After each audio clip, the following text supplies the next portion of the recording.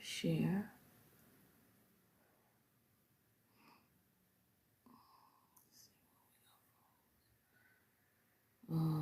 Make new friends with quick advice. No.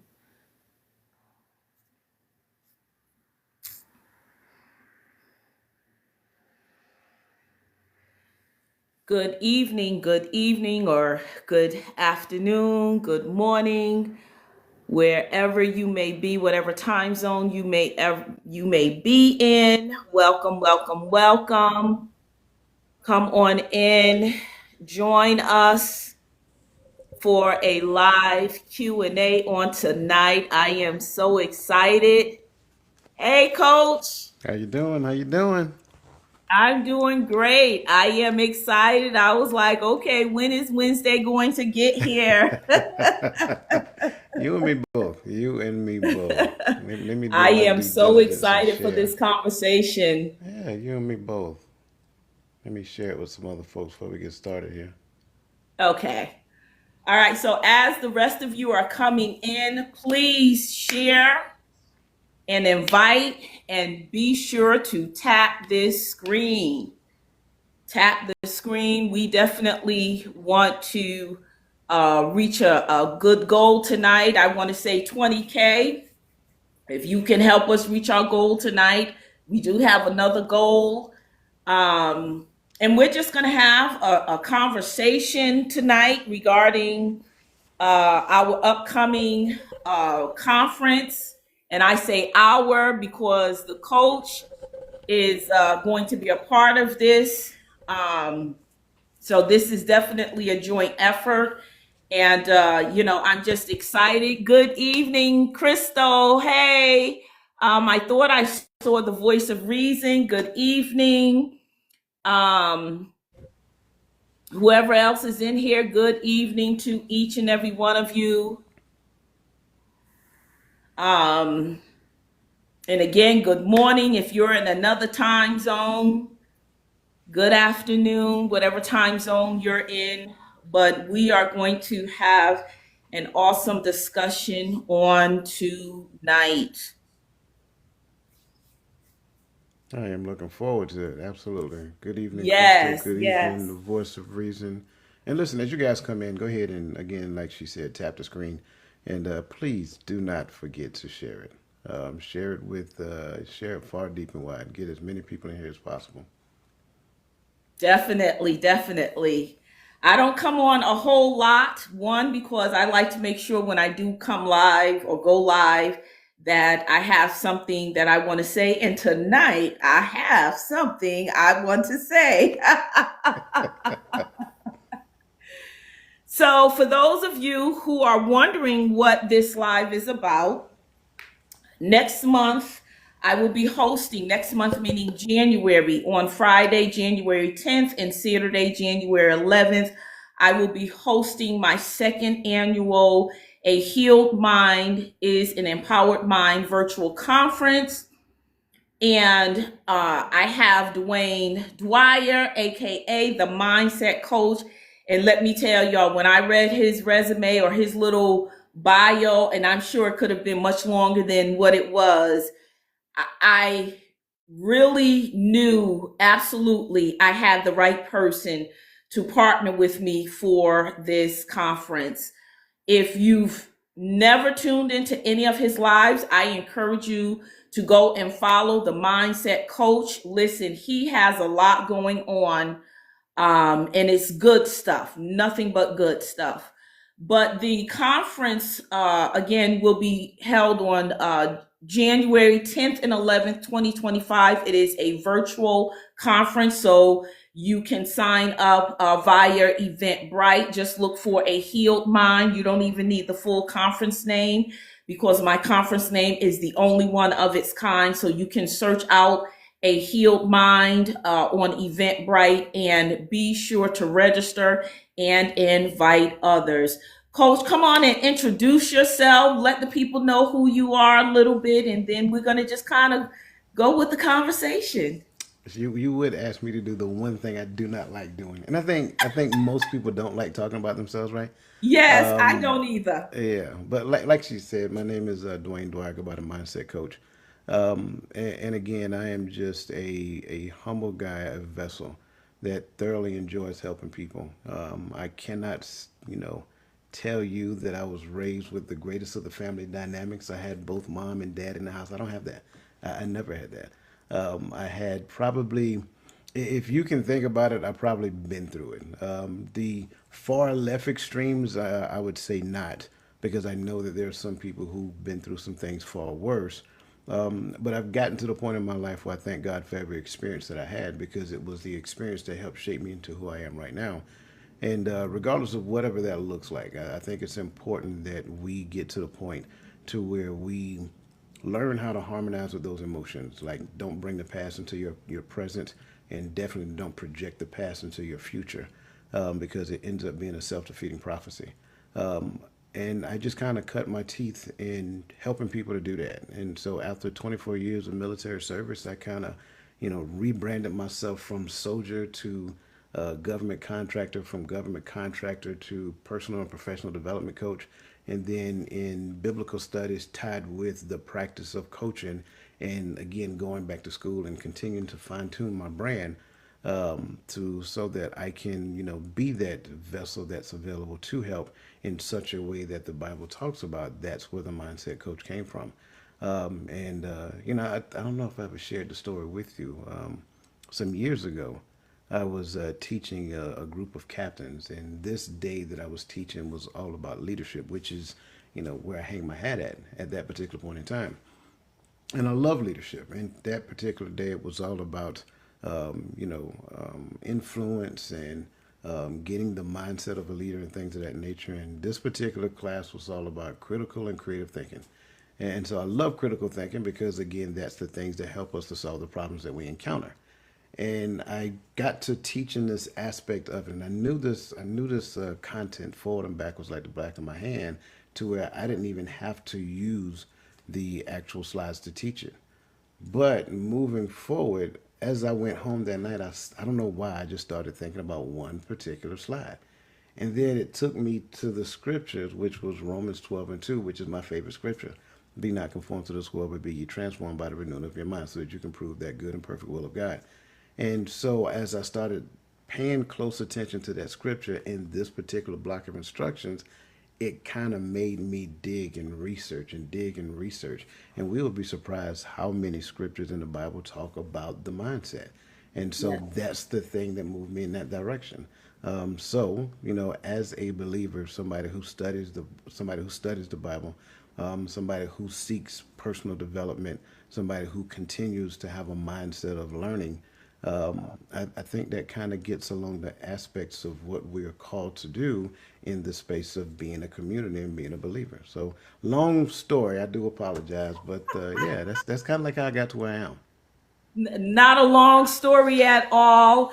I believe it is important that, we do take time and let people know who we are, because the truth of the matter is there are a lot of imposters out here. There are a lot of pretenders out here, and people really appreciate honesty, and they appreciate the genuineness of a person, especially their journey. And so I heard you say, when you started out introducing yourself, you talk about your journey, your background. And so I want to start off tapping into that, in that we all have a journey. We all came from a particular background. Many of our backgrounds were, rough backgrounds. But many of us with those rough backgrounds, as you were saying about not bringing the past into your present, but many of us do. And so tonight's live Q&A is with regards to perhaps answer questions that you may have regarding the conference, and just to also give you a little taste of what you could possibly hear during the conference. And so when we talk about our past, because I likewise also, I had both parents in the home. I did have both parents in the home, but it was still a very rough household. There was 8 of us. I'm number 4. I'm in the middle. But I grew up in neighborhoods where you always have to prove yourself through, the throwing of the hands. And so, hopefully this will help for those of you who heard me talk about that. That was the environment I grew up in. And either you threw hands or you got the beat down of your life. And this could be an everyday thing, And so for me, because of who my dad was, even though he wasn't in the military, he somewhat ran our household like we were in the military. Oh my gosh. And the rule was, if somebody challenged you, you could not back down. If you back down, you got it when you got to the house. So going back to the background of who I was, that definitely not who I am now, but we'll get to that.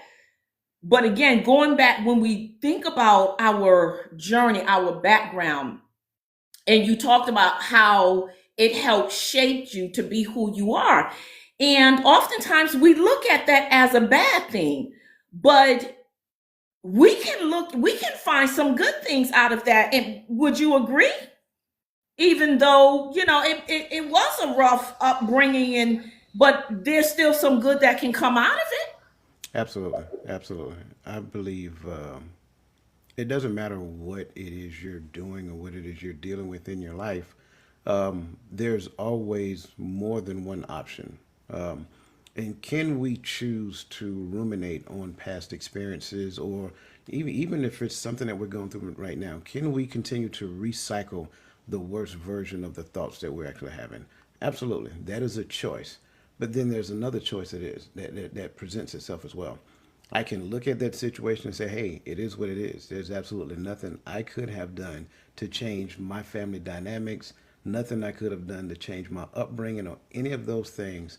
And I can actually reflect on those things and look at the lesson that I could have learned back then, bring those lessons into my present time, and figure out the best ways to apply the lessons that I learned from that. That's also an option. And I think sometimes there is a lot of things at play, because there's a lot of messagings that go over the airways, whether we're talking TikTok, YouTube, Facebook, Instagram, X, whatever platform.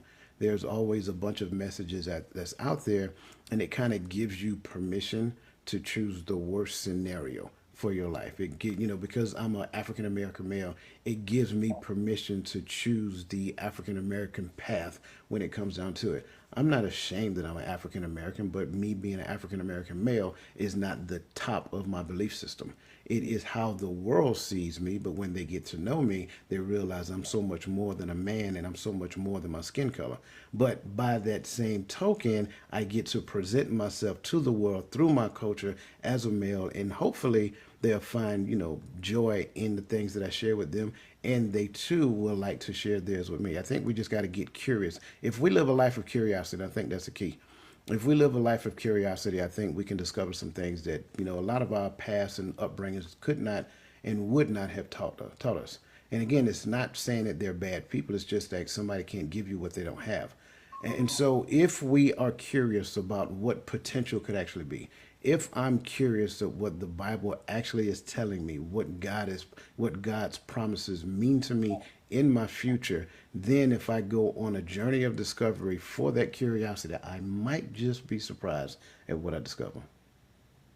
Absolutely. So another thing that you just said is, and so I'm gonna probably just be pulling from what you're sharing, is the word lesson. We understand that the word lesson, it can be negative or positive. But again, with what you said, is that it's within our power to determine whether we want to take it for the negative or the positive. And again, for me, I believe that my past, even those unsavory moments, definitely helped shape me to some degree to become who I am today. But above that, above all in all, the word of God has really, and those of you who know what I shared a bit of my testimony, has truly transformed me. So with those two things, you're actually seeing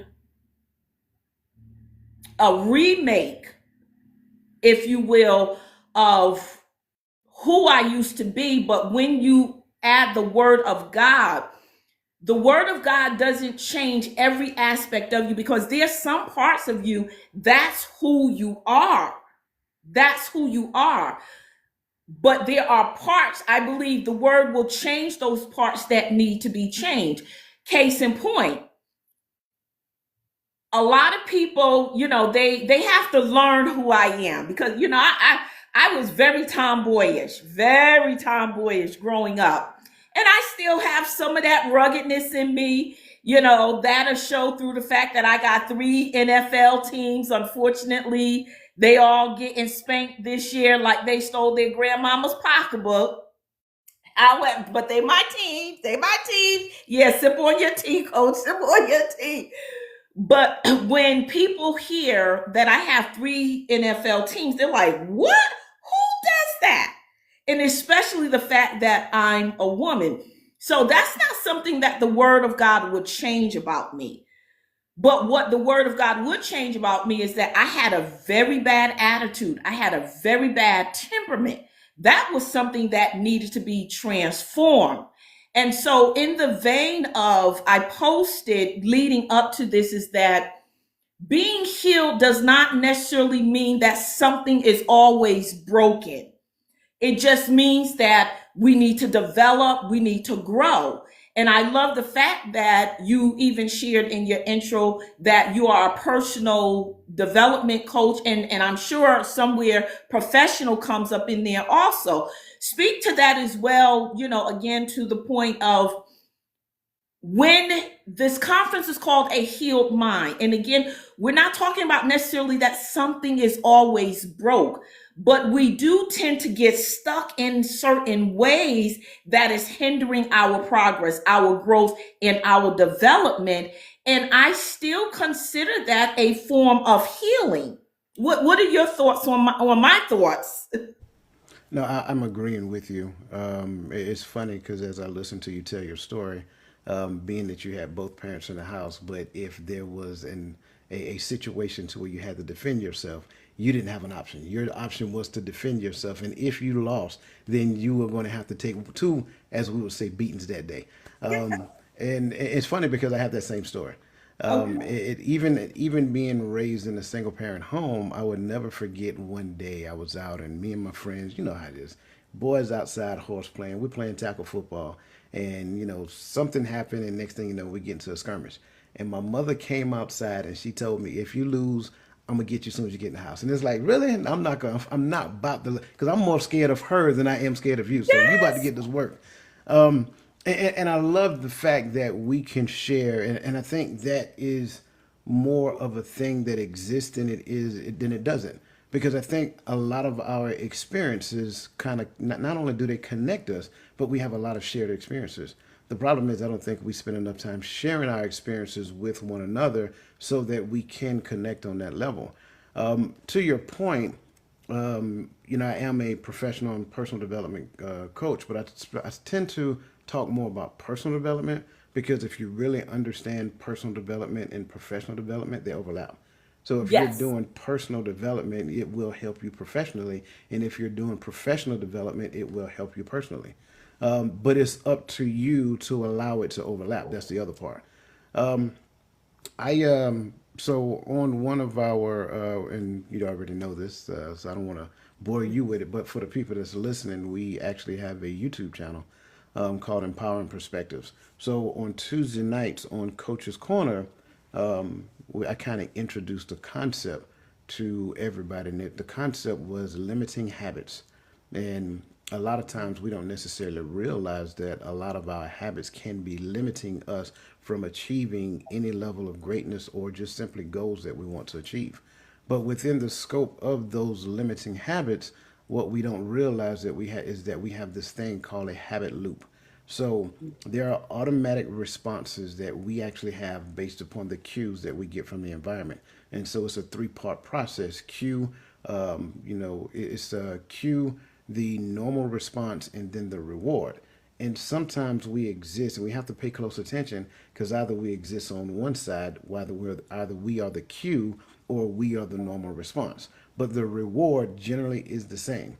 And the concern is that a lot of times, a lot of those normal responses are generated from our past experiences. Because when we go through a thing, we set up these conditions and these barriers to where I don't ever want to experience that again in my life. For me, I've gotten to the point that I realize that it doesn't matter what the experience is. I have a responsibility to find the silver lining in it because there is one. And sometimes, if you catch me at the right moment, I tell you that some of the best lessons I learned in my life came from my ex-wife. I was married for 14 years and we got a divorce. And I'm not saying that she sat me down and taught me a lesson, but I had to realize within the scope of cue, response, and reward where I existed. And so I've learned and I teach people to either change the cue or change the response so that you can appreciate the reward because the reward is going to come one way or the other. You just have to understand where and how. And that's what that's all about. So when we look at these different things that we've been through, good, bad, or indifferent, because it works both ways. We can go through a bad experience and do everything we in our power to avoid that bad experience from repeating itself, or we can go through a great experience and we try everything in our power to recreate that great experience. Either or keeps me stuck in the past. So I have to realize that the enemy of great is good. So as long as I'm trying to hold on to good, I can't even see great when it presents itself. And as long as I'm trying to avoid bad, I'm consciously scanning, looking for bad, and good is passing me by. So all of these things are present in any given moment. So the question is, which one are you looking at? Are you looking at bad, or are you just staring at good and you just great is out there and you just don't even have it in your purview?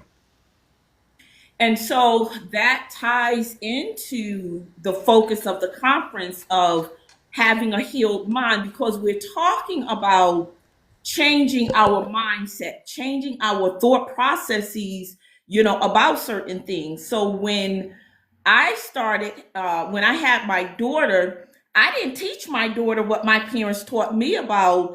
If somebody, challenge you, you need to challenge them back, through the fisticuffs. I didn't do that with my daughter.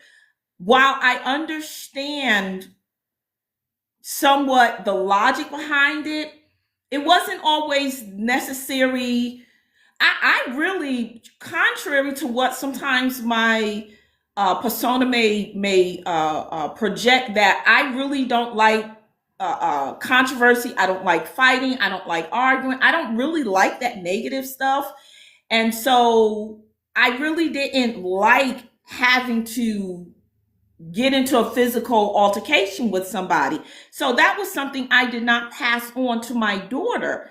And so with that, even though my mind, if you will, or my mindset about it was not healed, it with an understanding as to why it was wrong, I just didn't like it.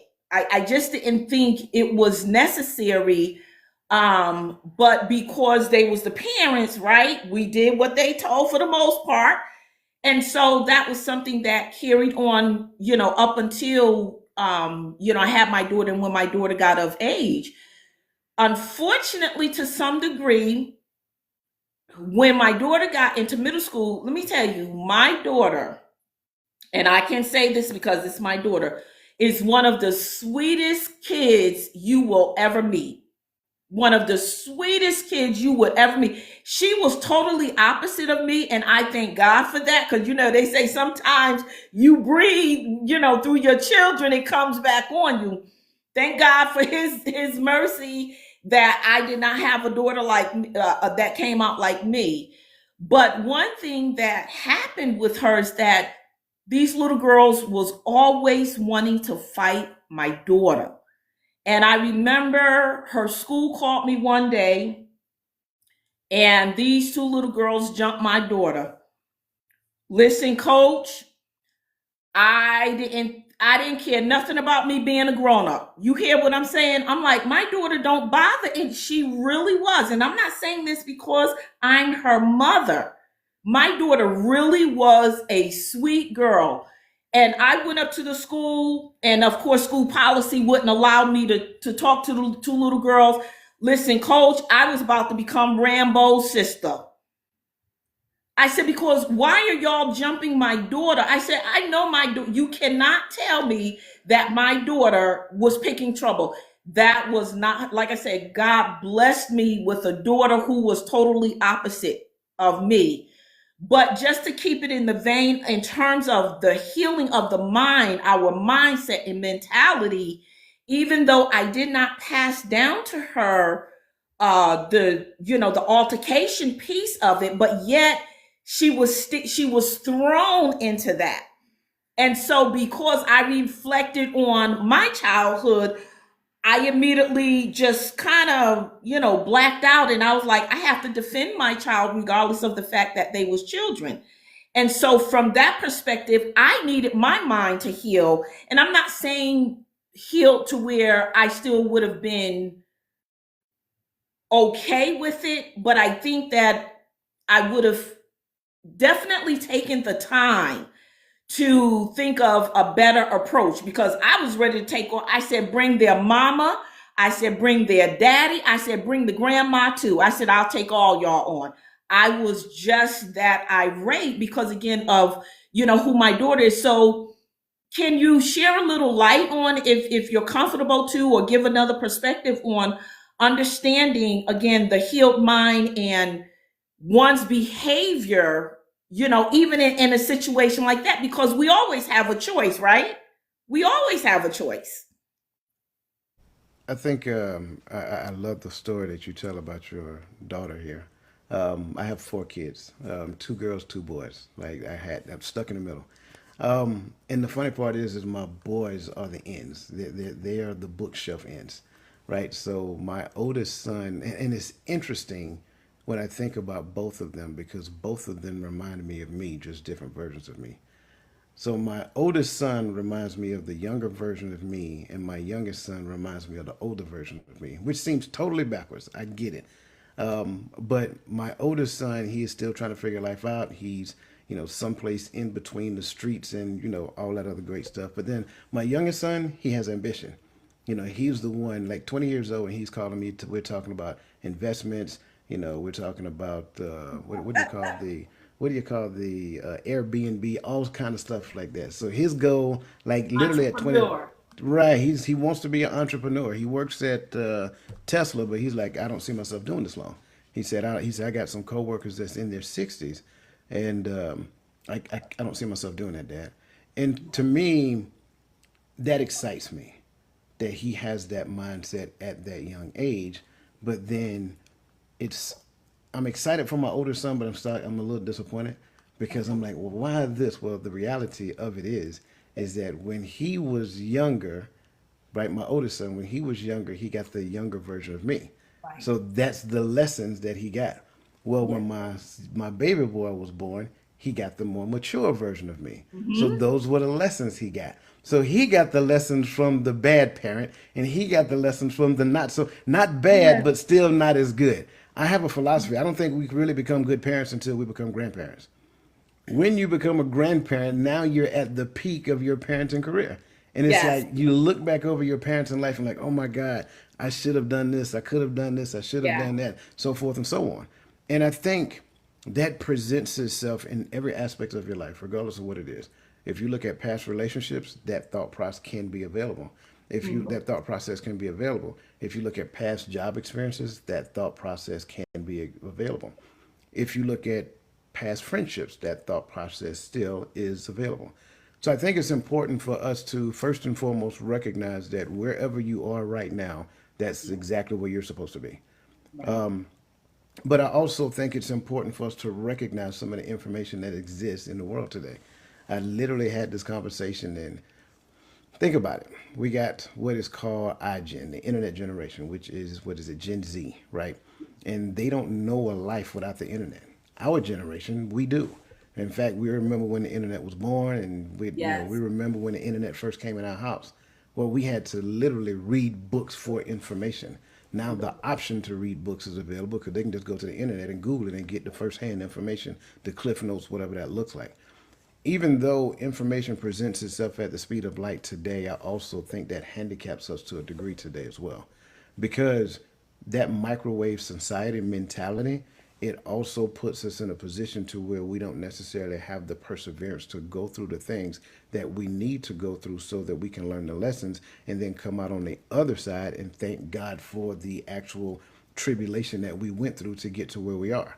So if it's not microwave, then we're not going to go through it. And that's Yeah. the issue.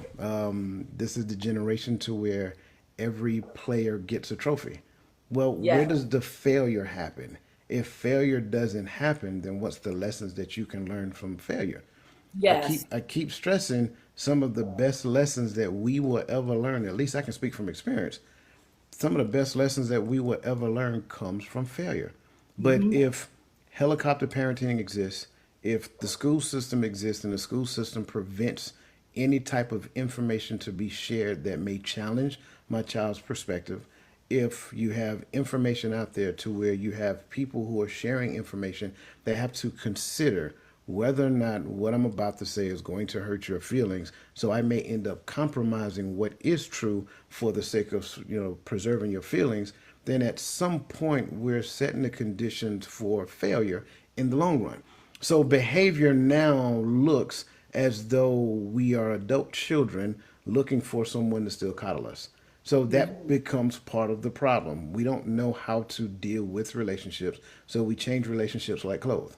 We jump in relationship way too fast because we still have this euphoria type mentality, but then we don't necessarily do the pre-work that is needed for a relationship to be successful. So when relationship fails, we demonize the other person and then we go find another one to get in. That's not a recipe for a healthy society.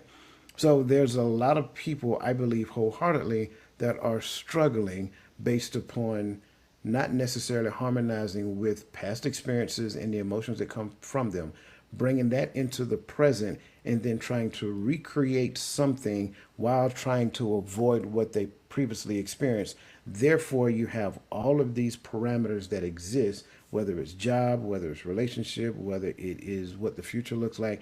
All of these parameters prevent us from experiencing what God promised us and prevent us from enjoying it in the midst of doing so.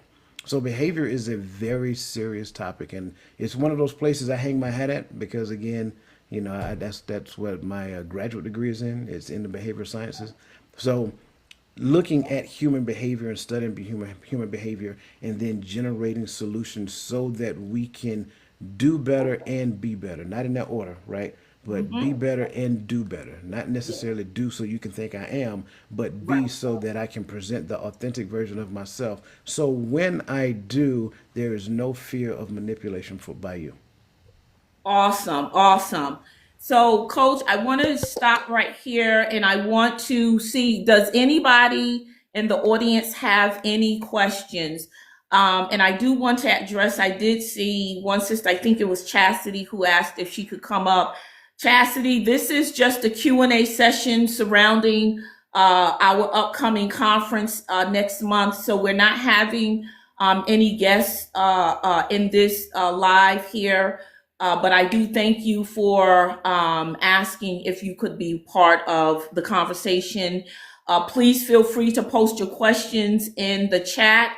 And I am watching as closely as possible, and we will try to answer all questions that are posted in the chat. Again, this is a live Q&A, but it's also an open discussion surrounding the upcoming conference. And we just kind of want to just open up the conversation. So, one, for those of you who are thinking about whether you should attend the conference, listen, anytime something has been created to benefit you for the good, you should always make it your first priority to take care of you.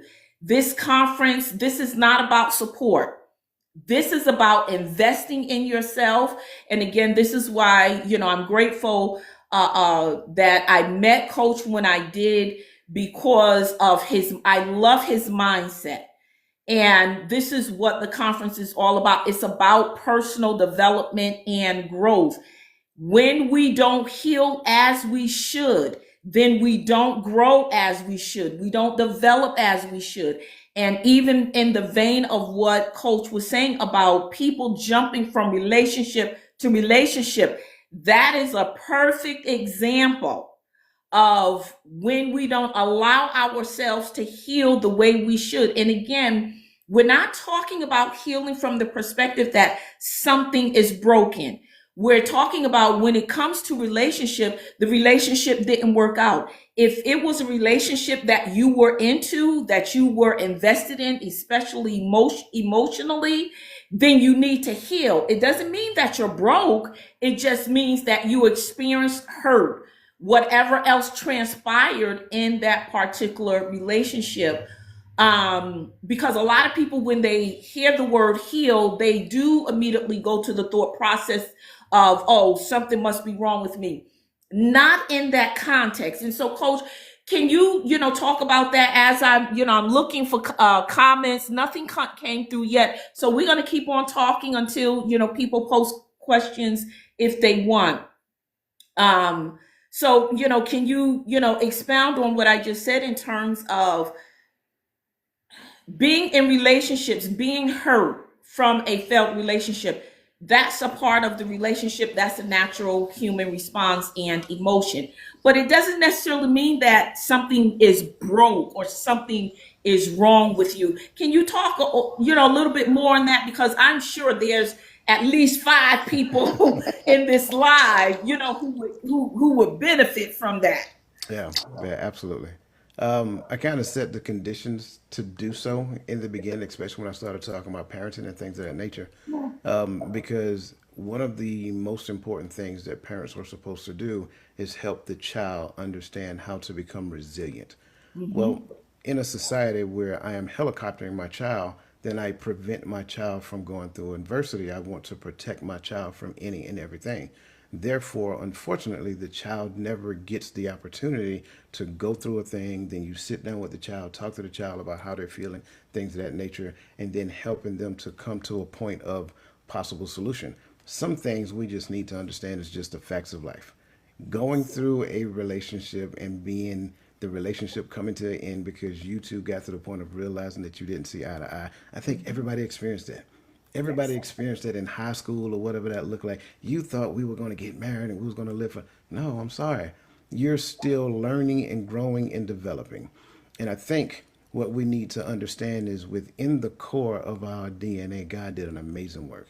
He gave you something that has the ability to overcome almost any situation that you go through. Unfortunately, what I believe is that we have downplayed it way too much. And so, what does that really mean? That means that some things that we really believe are traumatic events, they're not traumatic events. I hate to be the bearer of bad news. There's this thing that we tend to look at, the DSM 5, right? Well, prior to the DSM 5 was a DSM 3. When it comes down to trauma, the DSM 3 was more objective. It had to be a significant event. I use one like PTSD. For PTSD to be PTSD according to the DSM 3, it had to include some type of, and I hope I'm going to try to select my words perfectly because of TikTok. Yeah. It had to be a wartime event that had a Mhm. traumatic experience. It had to be an unwanted advancement in a nature that violated you. I think you understand what I'm saying. Something Yes. of that magnitude. Okay. Hmm. But when you transfer over to the DSM 5, the DSM 5 has taken almost everything and put it in that category. So now, what people will view as being traumatic events could be just about anything. Yes. Losing a loved one, I'm going to be honest with you, it hurts. It really does. Yes. However, that's not a traumatic event. It is True. an occurrence of life.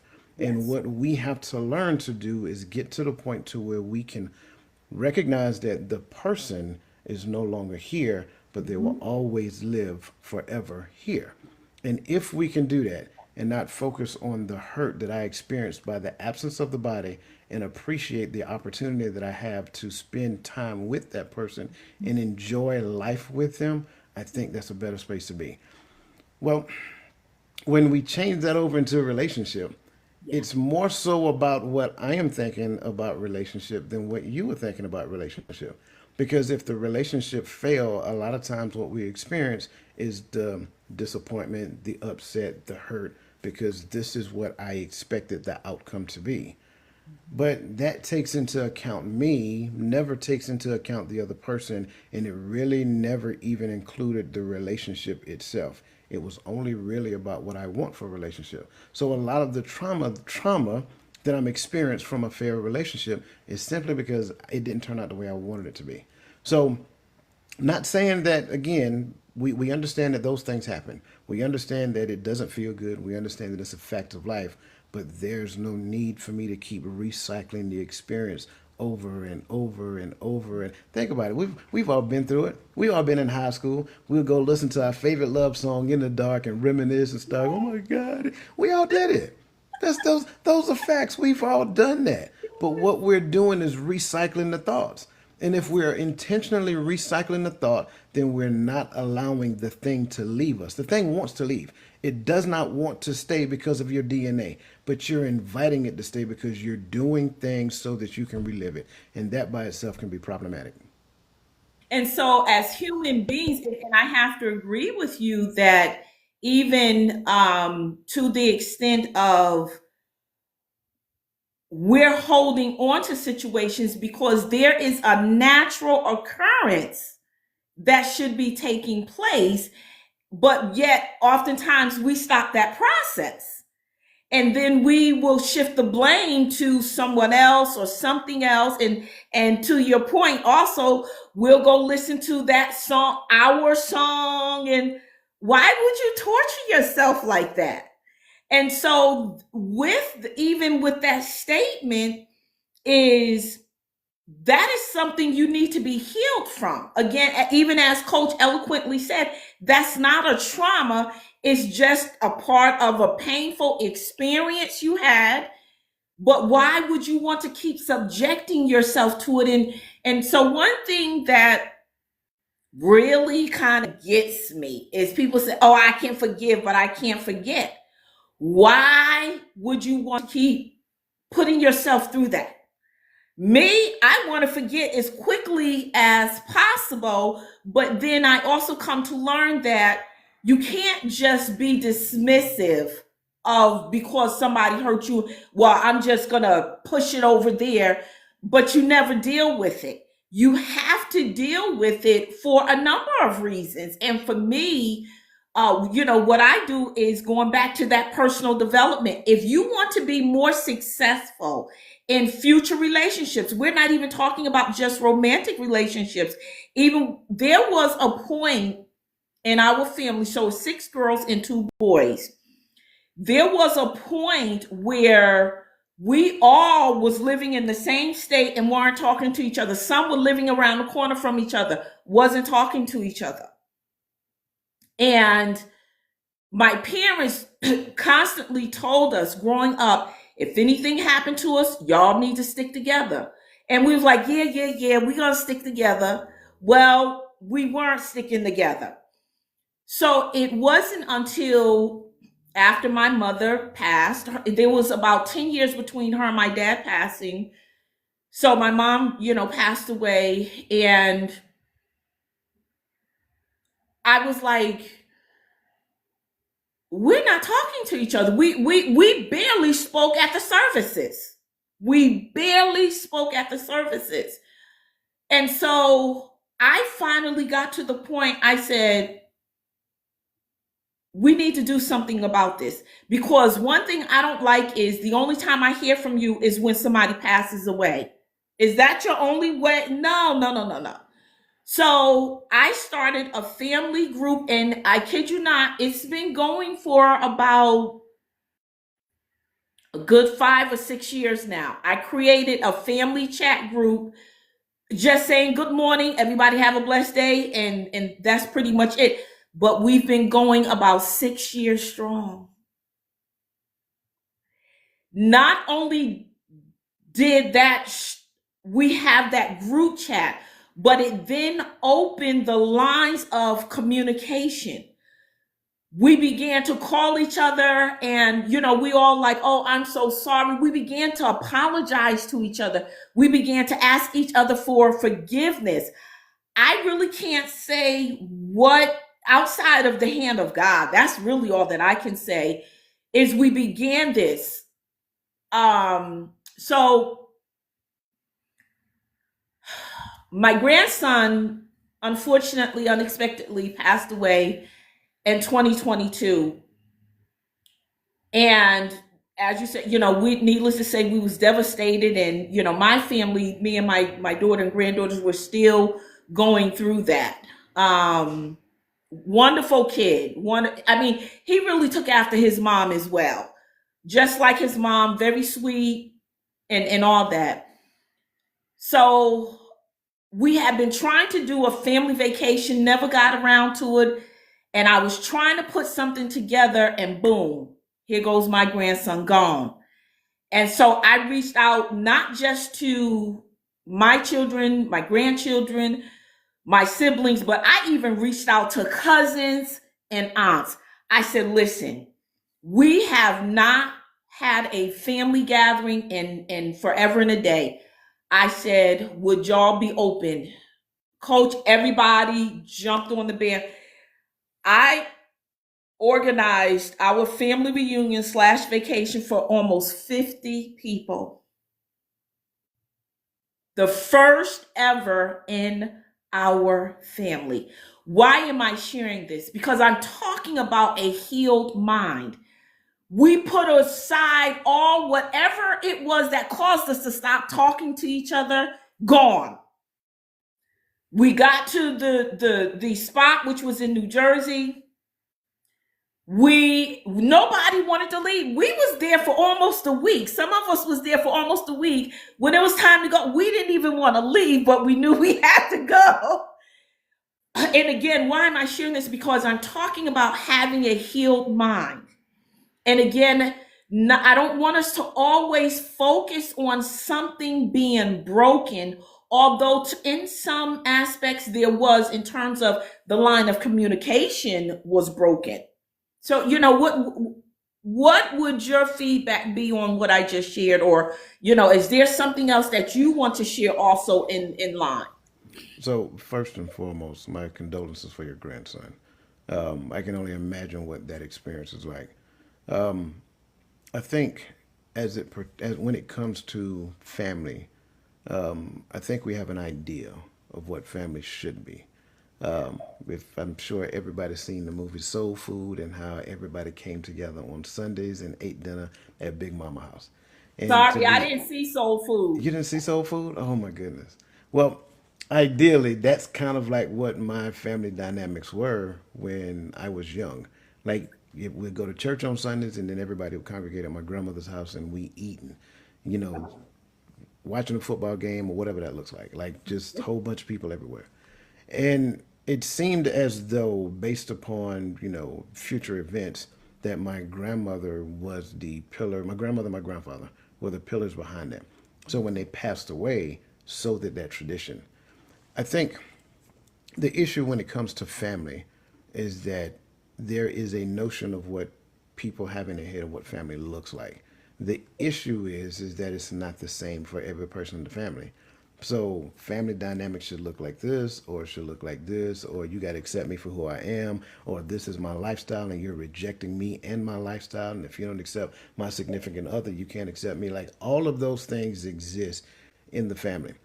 And I think what we have to realize is a very difficult thing. And I commend you on being able to bring everybody together. 50 people is a lot for one person to plan. Our last family reunion was probably, what was it, 2018? Yeah, 2017, 2018, something like that. And it was 350 of us in Atlanta. The worst possible place to plan a family reunion, by the way. So I think, and I'm not even saying that we all got along during that time. It was clear to see that there were sects, right? SCCTS, y'all. there were Yes. sects, different pockets of people. Hmm. And generally, when you look at those different pockets, whoever the I guess you can say like the senior, kind of like the whatever, like my grandmother was had one, and so my grandmother has passed, but even though her being gone, we still congregated as her children, grandchildren, great grandchildren, so forth and so on. So you had different pockets just like that. We're still all one family. We just Right. look different. And I Hmm. think, going back to what I was about to say, I think we have to come to an understanding. And I'm not saying reject anybody. I say keep the door open and keep the light on, kind of like the old Motel 6 commercial, right? Yeah. Keep the Uh-huh. door open and keep the light on. Relationship is always available. But we got to be honest, all skin folk ain't kinfolk. And once we understand that, that goes after what your belief system is, right? For us, like we are a cultural, we are literally a tribal people. But we have a culture that comes together as a tribe, and we vibrate according to the patriarch or the matriarch of that culture. And they generally make the decisions, and everybody else kind of fall in line with that decision because that's what they say we're going to do. Well, pay attention. A lot of people that look like us ain't doing that no more. They're not coming together because the patriarch or the matriarch is saying, hey, let's do this. So now what ends up happening is that they're doing their own thing. They're creating their own culture over there, their own tribe over there, and it may only be like 5 or 6 people, but in their mind, this is my unit. And so I think just like any other relationship, we have to realize that family is a relationship. And Hmm. so we focus on the aspect of what relationship can be, not necessarily what I can get you to do for me. And a lot of times that's what you find because I won't listen to what you say specifically. Like me and my dad, we have a very interesting relationship because he's a pastor down in Quincy, Florida. I love him to death. He's my dad, right? Right. But by that same token, we have a very interesting relationship because his perspective of the Bible and mine's, they don't necessarily line up. So I Yeah. had to come to the conclusion that he believes because he's dad, he still has to be in the mode of teaching. And I've had that mindset to where I can learn from anybody. So it's Right. not that I'm rejecting what you're saying, I'm just not accepting everything you're saying. And Hmm. so in that space, we can have conversation. I just learned that whenever I challenge any assumption that precluded whatever assertion that he is making, he doesn't necessarily like it, and his emotions show that. So I listen to what he's saying, and I'm like, okay, I get it. I understand that. Don't necessarily agree or disagree. I just leave space for relationship to exist. That's not saying that I'm accepting what he is saying as the gospel. I'm just saying I'm leaving the door open for a relationship. And I think when it comes down to family dynamics, that's the move. We can't we can't intentionally be divisive. When we are intentionally divisive in the space of relationship, then relationship is going to suffer. Space is created because no one runs to conflict. I think you mentioned that previously. Like, I don't like fighting. You know what I'm saying? But I was taught, yeah, I get that. I agree.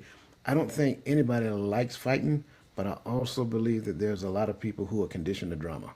And because they are conditioned to drama, when things are going good, they will create drama in their space. Hmm. Oh, she done put me in a big screen, y'all.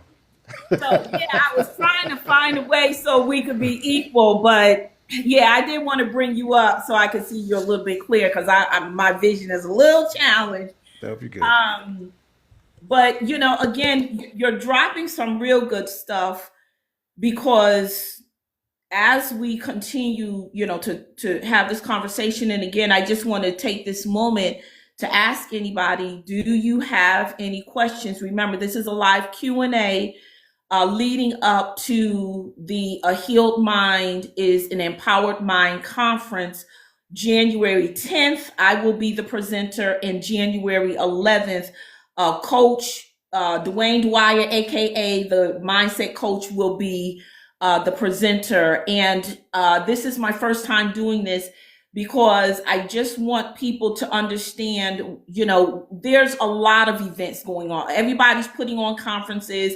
And even here on TikTok, I'm seeing a whole bunch of coach this and a coach that. I've seen several mindset coaches.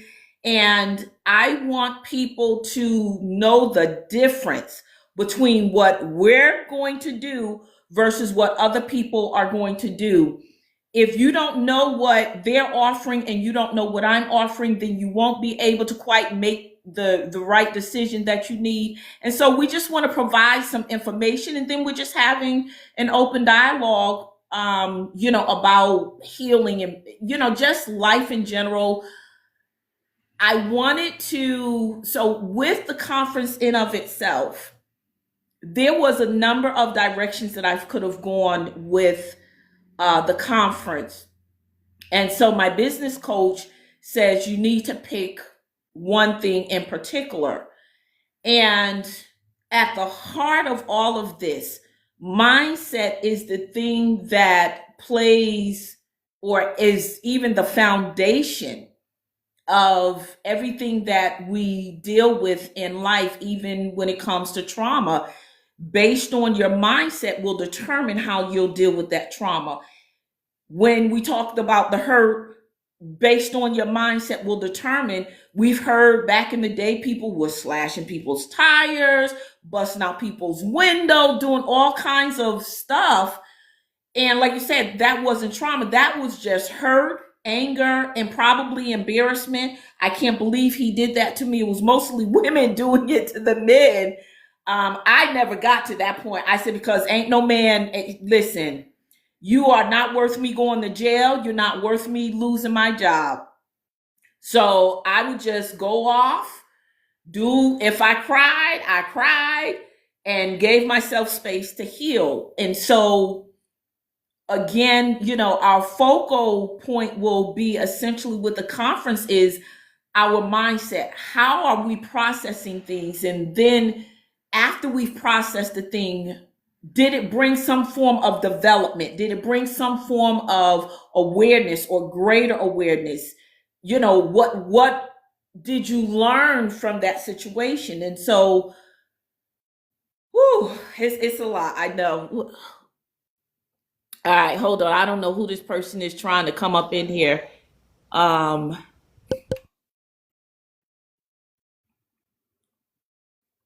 right, I saw somebody trying to come up in here. So, I want y'all to understand that we're going to be focusing on the mindset, but within that mindset, there are a number of things that comes with that. And so the conference is 2 days, and we're going to take our time. This year, 2024, I had I had 4 guest presenters, and it was a lot. This year, I decided to scale it back because I want each of us to just take our time, share what we have, because this is not about making money. This is not about having a conference just to say, oh, Nodella put on this bomb conference or this really good conference. It's nothing of that. We want to make sure that if you attend, that you are going to walk away a better person. One thing about me is whenever I do a live that's teaching, presenting, I always do it in a manner to where I leave you with questions of asking, how are you going to implement this? And so I did share with Coach as well that what I did this year, and I'm going to do for 2025 as well, after the conference, I'm going to have what is called a follow-up that's called the implementation, because we don't want you to just come and attend and say, oh yeah, I got some stuff. We're going to come back and we're going to revisit certain points of the conference, and we're going to give you step-by-step guidance on how you can implement what you heard during the conference. Because as Coach says, is that, Coach, what is your saying about not applying? What is your saying? You got to say a little bit more. I got about 5 or 6 sayings. Well, it was something you had shared with me before about when we don't apply things to our life. I don't believe in reading or going to a training or some kind of educational something, and I don't do with anything with it. It doesn't benefit me. I think I may not necessarily be speaking specifically about the saying that you are making reference to, but as I'm listening to you, the first one that comes to my mind is what I tend to say more frequently. The Bible talks to us about knowledge, wisdom, and understanding, but there's a precursor before knowledge, and that is information. And because we live in an information age, people just like flock to the internet to grasp information, but they don't necessarily have a thorough understanding of that information. So they just get raw data and they regurgitate raw data as though they're a subject matter expert. But if you ask them any question of any depth and breadth, then they cannot answer the question because they did not take the time to go through the process to get to understanding. So information must be processed in order for it to be knowledge. Knowledge must be practiced in order for that knowledge to become developed, and then that knowledge then lead to an understanding based upon how you apply it in the environment. So that's the thing, and I say it has to be done in the Old Testament, the Gospels, and the New Testament in order for us to get a full rounded aspect of the Bible. Well, the same thing applies to life. If you're teaching me a thing, if you're trying, let's just say, for example, I'm trying to teach you different aspects of cognitive behavioral therapy. Well, if I teach you certain things of it, it's just concepts right now because I'm showing it to you. I'm teaching it to you from a conceptual standpoint. It's all theory to you until you put it into practice. Once you put it into practice, you will now learn based upon where you are. Does it work? How many times does it work? What is your trial and error basis as it pertains to it? Then it goes from theory in your mind to more so of a more it goes from it goes from concept into theory because there's still a part of you that's going to influence the outcome. So now, because of your conditioning that influences the outcome, that theory, which means that it'll come to pass, which is more probable that the outcome you're looking for will come to pass. So in theory, you can continue to practice that thing and you will get more positive results than you will negatively. Then as you grow and develop, you'll find, especially if we're talking about a principle, especially a biblical principle, it moves from theory to law. That's the thing that we're talking about here. And I think too many times we don't necessarily do that. So what does all of that mean in a nutshell? Find one thing and get good at one thing. That's it. Like people want to say, oh, I do this and I do that and I do this and I do that and I do this and I do that. That sounds good. But in essence, like we used to say back in the days, what is it? The jack of all trades and the master of none. Right. Be the master of one thing. Pick that one thing. That one thing should be the thing that God called you to do. And so you actually shared what I had wanted. All right, hold on. All right, hold on. They put that puzzle thing up there, I guess, to make sure we're actually live. But you did share the quote, if you will, that I was talking about. It's spot on. And that's the thing. And I see that his divine appointment says the application was what I was missing as a believer. But I want to share with you his divine appointment. I was guilty as well. And I was a minister. I was going all around ministering, preaching, and all that stuff because we didn't really understand that it took application. But it's the same as even if you go, if you're going to school, when they tell you 1 + 1 = 2, well, how do you know 1 + 1 = 2 if you never tried to figure it out? And that comes through a series of things tasks that you need to do in order to arrive to that. And so I am a big time advocate now, realizing it's not just a lack of action, because the action can be anything, but we're talking about appropriately applying a thing to our life, like you said, that is ultimately going to give us an expected result. And so we just have to remember that everything that we learn, we have to be mindful that it will not benefit us if we do not apply it. That's the ultimate thing of learning something, is applying it. Otherwise, you don't know whether it works. If your doctor gives you a prescription for ointment because you got a burn on your arm and you never put the ointment up there, well, how do you know the ointment? You go back to the doctor's, well, it didn't work. What do you mean it didn't work? Well, did you use it? No. Well, but and I know I think you're laughing probably for a couple of reasons, but this is the mindset. Again, we're talking about a healed mind. This is the mindset of people. Another point, and I'm going to turn it back over to you again to just share whatever you want to share, is that, we sometimes our thought processes are just so off, and we're expecting certain outcomes, but we don't do anything with whatever knowledge we've gained to get that outcome. So, I kind of say sarcastically, how did that work for you? Just like with the burn example, you never applied the ointment. So how did that work for you? You can't say the doctor did not do his or her job when you didn't follow the instructions. And so again, I am a big advocate on applying whatever I learned. And I tell you, having realized that's what I was missing, it has made my life a whole lot better. It's helped me make better decisions. It's helped me to recognize wrong decisions. There's just so many benefits from it. So the kind of the last thing that I just kind of wanted to share, and again, please feel free. Well, let me just double check to see if anybody have any questions. Do anybody, because remember, this is a live Q&A. There was one question that was asked earlier. I think it Oh, was in okay. reference to something you said, and I think it was a learned belief or something of that nature. Okay.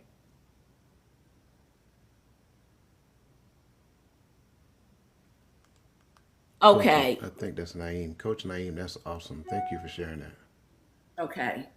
Yeah, and so even with what he's sharing, so Coach Naeem says, I live a life of crime and addiction until Jesus Christ changed my life 38 years ago. Now listen to his statement. Read his statement. 38 years ago, he could have only reached this 38-year milestone by changing his mindset that living a life of crime and addiction, that was not the way. And so this is part of the healing processes. We have to look at our thought processes, regarding some things. So just quickly is that I never got into that because I saw what it did to my parents. I saw what it did to family members. I saw what it did to friends. I lost friends behind that. And I'll never forget, and I know you'll definitely remember this, when Len Bias went to go sign with the Boston Celtics, he went out and celebrated that night. As I understand it, he never touched that stuff ever in his life. And just that one night, he became unalived. That scared. Now I didn't know Len Bias from a can of paint, but hearing what happened to him scared me so much that I said, oh, I definitely am never touching that stuff, even though I know other people who did and it didn't have the same effect on them immediately. But just recognizing the effect it does have on you, the impact that it has on your family, the impact that it has on your finances in any kind of relationship. So my mindset was, I don't date. I didn't date guys. I don't date guys who's in that life, and that was my mindset. And so, just kind of share us some, thoughts, either following up to what I said, or if you have some other thoughts that you want to share, Coach. Yeah, I mean, you brought up the Len Bias situation. I do remember that. I also remember the subsequent speeches that we got in relation to that tragic accident, and I'm calling it an accident, Yes. but it was a bad decision. But I think his mother ended up going touring around and talking to people because it was like her life's purpose from that point on to help people to understand that this is not a good decision for Yeah. young kids to do or for young kids to make. To your point, and this kind of goes back to behavior, I know that there are a number of different realities that we can look at as it pertains to this. Going back to family dynamics, understanding that we may have been raised in a impoverished environment to where we may not have necessarily had not just the best of the best, but we had the less of those things, right? There may have been times when the lights got cut off and all of those things. So a lot of these kids, and I can speak this because I've seen this. A lot of these young adults, kids, things of that nature, they may be doing it for the sake of helping their parents out so that they don't necessarily have to go without. But then there's also a secondary and tertiary effect to it as well. So I think that is a reality that must be addressed. There's no reason why it makes sense for us to live in a country to where we can send millions and billions of dollars to other countries, but yet we have people that live on the street and homeless. That would never make sense to me. Well, if that part exists, there also has to be a part to where those people who live in poverty and they're struggling to make ends meet and the lights being cut off and the water being cut off and things of that nature. Like there has to be something more that we can do on that aspect as well. I'm not part of the powers that be, so I don't get to make the decisions for this country, but I do have a responsibility to have empathy for those people. So if I can have empathy for people who live in impoverished conditions, I can also have empathy for people who felt responsible to do something to help their parents in those conditions as well. I believe wholeheartedly, again, the way that we're going to fix our culture is start with helping parents, right? Helping parents, teaching parents the right things to teach their kids. I think that's where it starts. But I think when it comes down to it, a lot of the things that we see is because a lot of people are looking at life through the lens of a flawed perspective. So we look at a thing and we think that thing is 100% reality, and it is not 100% reality. Our experiences are not 100% reality. It is only my perspective of reality at that given moment at that particular time. So if you look at this thing, you see one side of it, but what you don't see is on the back side of it, there's an orange piece that's facing me. You would not have known that if I did not turn it around. Well, that's the issue that we have. People take their perspective of reality and they make decisions solely and only on their perspective, and that can become problematic. So when we look at said outcome might be less desirable than what it could have been if they had a more well-rounded perspective. But if you pay close attention, we're in a society to where my truth is my reality. So if I use my truth, you can't question my experience. That means now whatever I share with you, you don't get the right to question it. You don't get the right to say anything that challenged the assumptions that I had before I viewed the thing through my lens. Listen, I think we got to get to the point to where we challenge our own assumptions first. If we can learn to challenge our assumptions in the midst of living the life that we're living, then we can realize that, okay, my initial perspective is this, but what am I not seeing? What other alternative perspectives can I consider in the midst of the thing? Then I can come to some type of thought process to where now I can see it, even though initially I couldn't. I could see it from a more well-rounded aspect. I may not get the holistic view. It requires me to bring some other people into the decision-making process, but at least I have a more well-rounded view than what I had initially. I think that becomes a large portion of the problem because my perspective says this. I was raised this way. I see my color of my skin when I look in the mirror. I see what this society is trying to do to males, black males to be specific. Therefore, now I see the world through the lens of my black maleness. But that's not the entirety of of reality. So when we can see reality, then at that point we can properly posture ourselves so that we can make the appropriate decision to move us in the direction we really want to go. That's a concept I teach called OODA loop. I stole it. I'm not gonna lie. I stole it from the Air Force. It's an old process about decision making in real time. But the only thing I did is took the process of OODA loop and look at what the scriptures are saying, and it allows me to make the most appropriate decision so that on the backside I'm always pointed at Christ. That becomes the important aspect.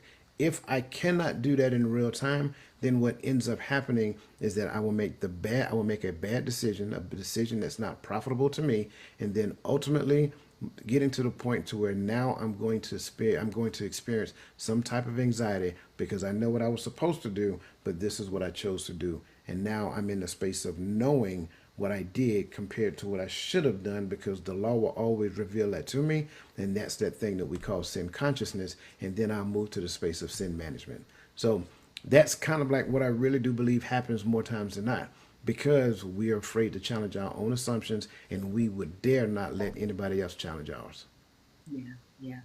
And I like that because for me personally, having met you and being part of the Empowering Perspectives community has really helped me challenge. And like you said, there was a time in my life when, how dare you challenge, my thought processes and all these things. But, with maturity, because I don't know, I guess I can just essentially say that I reached a point in my life of thinking about, how I think about things, how I process them. And as one who do like to learn, I found myself being somewhat hypocritical, because while I like to learn comfortably, not challenged. That be challenged. No, I like to learn comfortably. But after confronting that, and again, we're talking about in the vein of a healed mind, I had to confront myself. I had to confront myself. And in me confronting myself, coach, I realized I was missing out on a lot of stuff. I was missing out on a lot of stuff. So I want to also share at this moment. Coach has mentioned scripture. So I do want to make it crystal clear that I know definitely in my presentation, you will be hearing the word of God. But I want to reassure each and every one of you who may have had a bad experience when it came to the church experience. Listen, you amongst a number of other good ministers, we do not manipulate the word. We I don't play that. We don't play that. We use the scripture and we use it for edification. We don't use it for manipulation and all the different things that we're seeing is being used for. So I do want to make you aware of, for those of you who may not know me, I am an ordained minister, and part of the birthing for this conference came because I would go to church and I, would see people struggling in their faith. And one of the things that I didn't grow up in church, but as an adult, as I grew up in church as an adult, one of the things that I saw in church that really had me baffled is if you was going through something, they would tell you to dance and shout all over it, like that was supposed to fix it. And so one day last October, I think it was actually last September, October, I was actually here on TikTok, and I forgot who the pastor was. He was ministering. He said something, and I was like, oh, okay. And Holy Spirit was like, a healed mind. And I was like, oh, I like the sound of that. And then I said back, at the time it was an empowering mind, but it's since been changed in empowered mind. And I'll get into that a little bit later. And he says, now do a conference, because I was seeing a lot of people attend church services with traumas, with hurts, and go back home. Now they done danced and shouted, ran around the church, jumped over the pews, swung from the chandeliers, fell out, they was oiled down, all that stuff. But then they would leave out, come back the next week, with the same issue. And I said, something's wrong with this picture.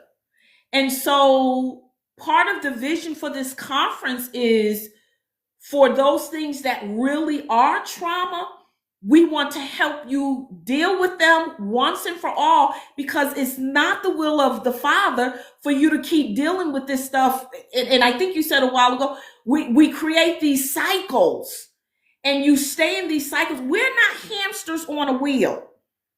We are not hamsters on a wheel. We've been called to live a life of liberty. We've been called to live a life, listen to this, of dominance.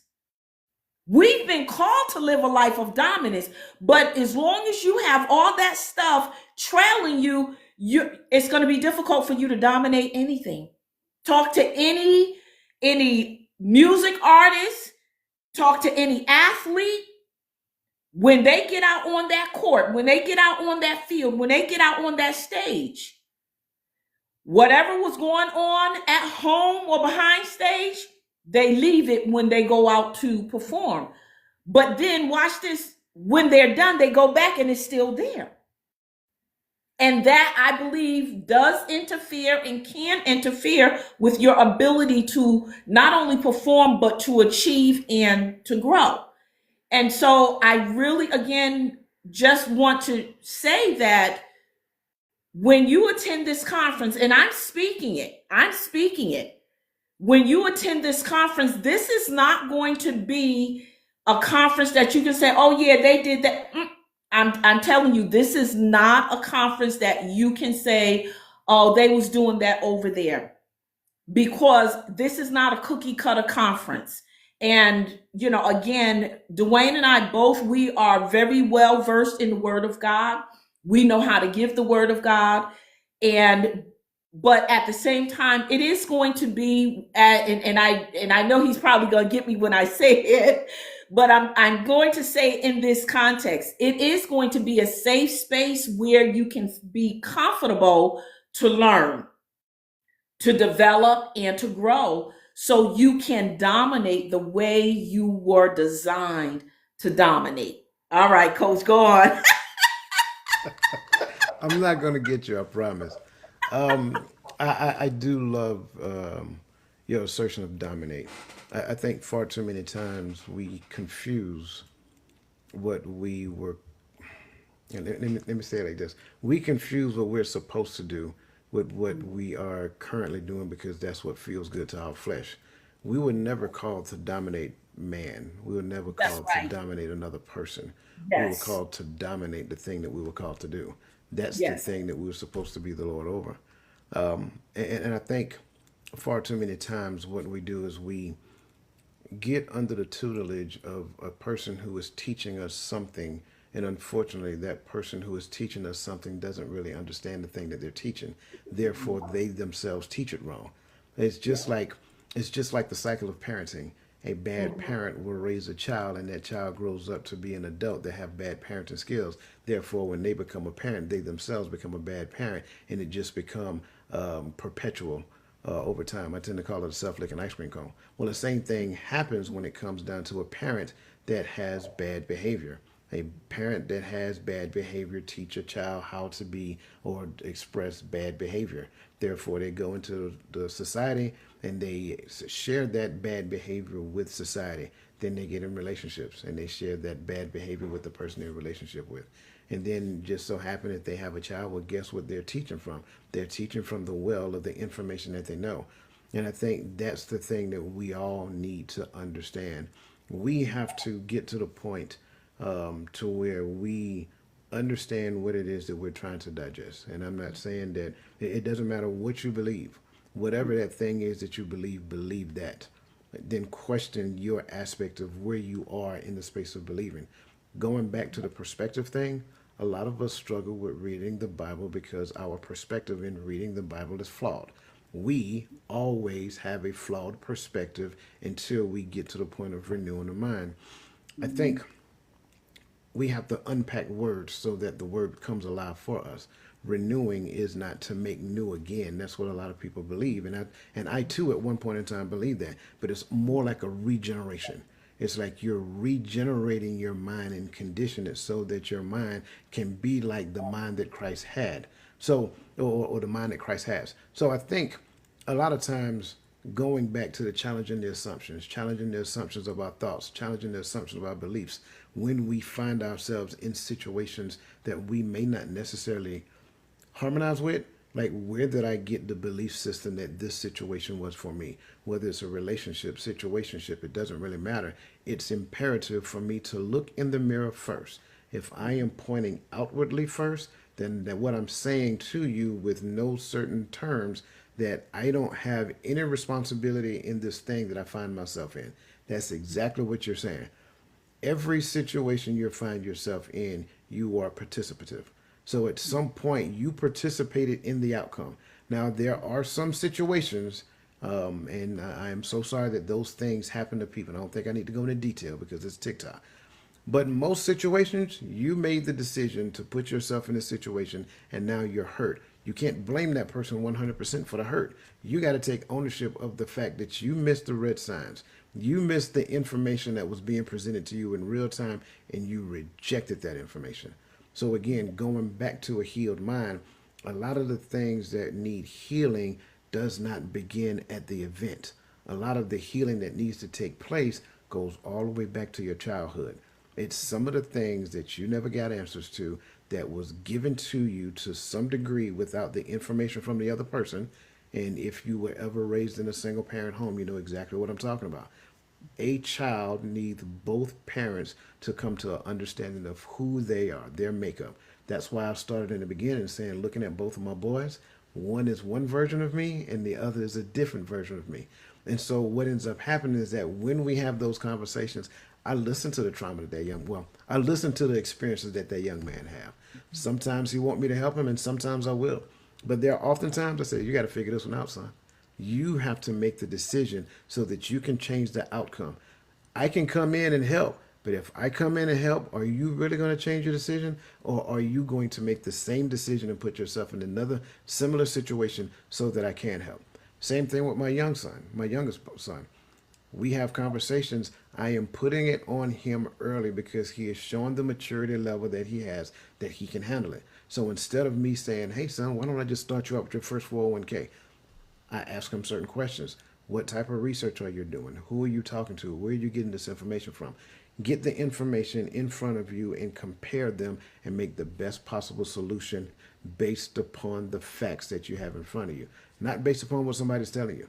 Because again, it's not that people intentionally give you bad information. Sometimes people don't know they're giving you bad information. And that kind of goes back to the church thing you was talking about. People run around the church hollering, hooping, and they come out there, as you say, greased up because they got all that oil and thrown all over them. And for what? Because they did nothing to this up here. So when they leave, they make the exact same decisions that they made in the beginning. There has to be a transformation that takes place. If whoever is in charge, whoever is in, and I'm using that word charge loosely, whoever is called to that house, if they are not a transformational leader, transformation will not take place. Exactly. No, you're right. Not all churches act that way. And again, we're not talking about the few that actually do the right thing. So don't take what we're saying as an all-inclusive statement. Exactly. And so again, I need to reiterate this, that the coach and I both are very seasoned when it comes to the word of God. We're seasoned in our experience. When we make comments about the behaviors that have taken place in the church and may still be taking place, we are talking from a place of experience. We're not bashing the church or condemning the church. We're just pointing out behaviors that we've learned, that we was taught. This is how you resolve this situation. And we have now, through having a healed mind, through developing, through growth, we learned that's not always the answer. And I only made that comment, and thank you so much for the comment, Pep, is that we're talking about a healed mind. And so Coach and I can now talk about this because we now have a healed mind towards that. And we're just helping people to understand that's not always the case to overcome that particular situation that you may be dealing with. And we're talking about when you have a healed mind, you're not stuck on just one answer or one way of dealing with something, but you then will begin to search out, even as you just said about your son. Have you done your research? Listen, today I will research something into oblivion. Einstein would probably say, Nodella, come on. Can you please give it up? No, I got to search one more scripture. Nodella, you already found 80. Yeah, but I know there's one more out there. Einstein would be like, okay, Nodella, that's enough. And that's all we're just saying is that as part of having a healed mind, we're no longer having a narrow focus, but we're open to the fact and possibility that there's another way to do a thing. There's another way to respond and just dealing with situations and people all together. And so if what I hope we shared, I hope we gave you more than enough tonight to help you to make the decision to say, I need to be at this conference. Go to Eventbrite. I will also, I do have a flyer on my page, and it's also on Coach's page. So if you go to either our pages, there's a barcode that you can either scan, or you can click the link, or either just go to Eventbrite and search for a healed mind, and it will come up. It will provide you the information that you need. But I do have to say, definitely in this day and age, conferences like this is truly needed.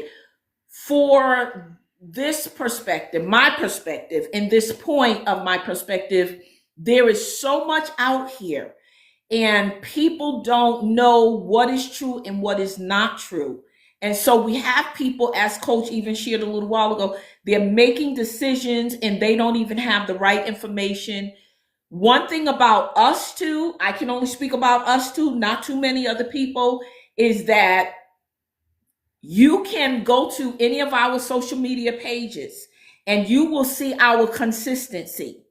You will see our beliefs. You'll see, you'll just see pretty much a lot of things concerning us. If you have any questions about our authenticity and all those things, I won't limit what will take place at the conference, because with me, everything is subject to Holy Spirit. That's who I live by. That's who leads and guides me. And as Coach said, that's who's in charge. He's the one that's really in charge. But our goal and desire ultimately is to provide you with knowledge to help you to grow. And again, we're not talking, when we say a healed mind, it's not always that something is broken, but we're talking about more so about personal development. If you've been thinking a certain way for the last 30 years, I think it's definitely time for you to, search out something to move that along. Because as long as you don't develop, then you stay stuck. So I don't know. Any last comments, Coach? That's about all that I got. Any last comments? I think I would say this. I'm so of course I've been writing, okay, and for those of you who don't know, when you're doing like a conference, keynote, whatever the case may be, there's writing that takes place first, and then after the writing, of course, rehearsals and things of that nature. And what came to me before I started writing, I think is going to be very insightful. I'm actually going to share something that actually happened to me, and then the process that I had to implement to get over that thing. And so I think people are going to enjoy it. It's again, it's not about my story; it's about the lesson. And of course, for me, it's always important for the testimony to come full circle, because if I never point you back to him, it's not a testimony. It's just me sharing my story. So I think overall, people are going to be thoroughly pleased with Friday and Saturday's events. Let me say this: I'm excited to hear about the application piece that's going to come into that. I'm really excited about that because I'm all about application. And again, if anybody who calls himself a coach is worth their worth a grain of salt, then they focus on application as well, because application is a process to change. So if you never get the opportunity to practice what you're learning, then how do you know whether or not it's work? So I'm excited for the follow-on to come after this with the application piece. So just want to share that. Listen, as always, I enjoy coming on here and sharing conversation with my sister, whether it's on Sundays, whatever. It's just a sheer joy. Sundays, Saturdays, Fridays. She is. I'm gonna give her flowers right now in front of all y'all, because I think she is an awesome person. When we first connected a couple of months back, it was just like listening to the conversation. Is like she gets it. She gets it. And it was like an automatic connection. And then from there, she joined the community. And when she joined the community, she was nothing but pure value day one. And you have to commend people like that, because when they come into a space and they're adding value, not looking to be valued, that's a godly trait. Like, you go in looking to add value. So I just want to thank you openly and publicly, and just tell you how much of a breath of fresh air you and a couple of the people that's in the chat that's with us as well. Like, look at her, Dr. Lisa. See what I'm saying? She comes in. This is what I'm talking about. This is what a community is supposed to be. So again, just want you to understand how much I appreciate you. I am honored to be a part of this event. And anytime you need me for any other in the future, by all means, Bob, just ask. I'm there. Definitely. So I don't know about what rolling down the street is talking about. No, brother, I am the bomb diggity. I just had to respond to him. That's my brother. He's he's in our community, and I echo Coach's sentiments that we are a part of an awesome community. But I did want to say this, Coach, I am only at that place because I'm not fully healed. And I want us to understand, I don't think we will reach a place of finalization of having a healed mind. I believe it will always be a process. Why? Because there's always something that we can learn. We can always grow and develop.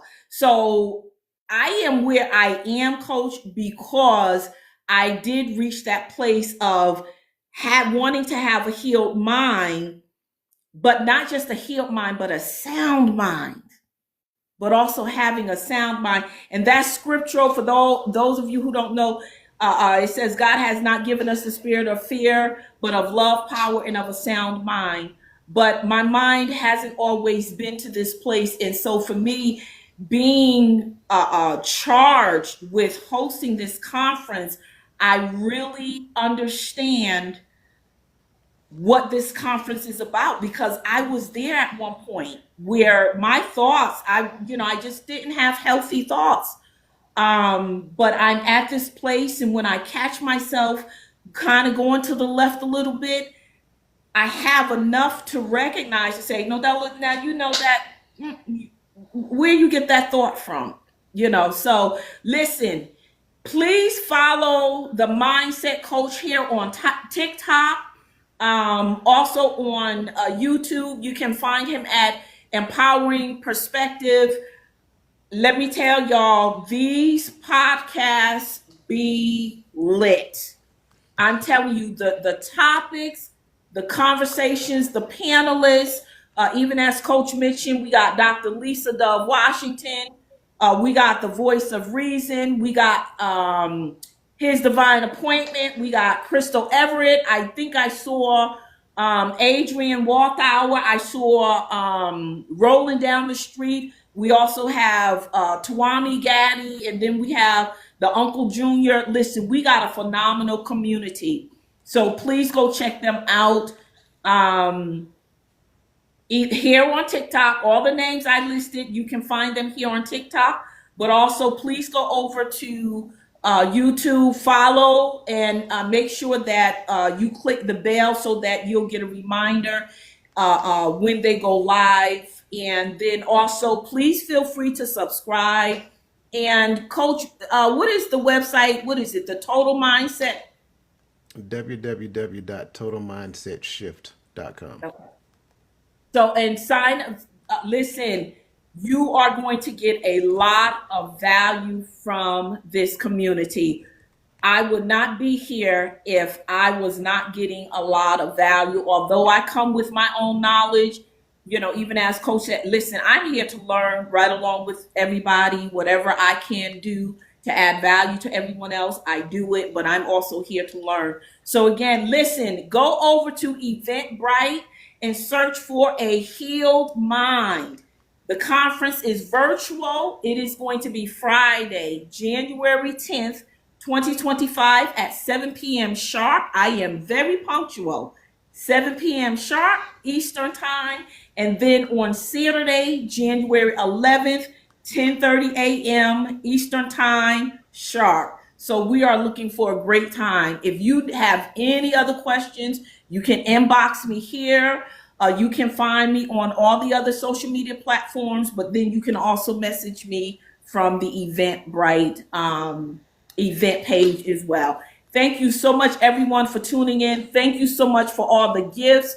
Thank you for all the love. And Coach, I greatly appreciate you as well. And I'm looking forward to what the Lord has to say for this conference. So until next time, everyone. Oh, one more quick thing. Tomorrow, we will be doing a joint podcast with the Power of Shut Up on YouTube. It starts at 7 p.m. Eastern time. Listen, go to YouTube, look up the Power of Shut Up or Lisa Dove Washington. This is a conversation you definitely have to be a part of. So we hope that you join us in all of our future broadcasts. So until then, everyone have a blessed night. And again, Coach, thank you so much as well. You know I appreciate you greatly. All right, everyone, have a blessed night. Thank you.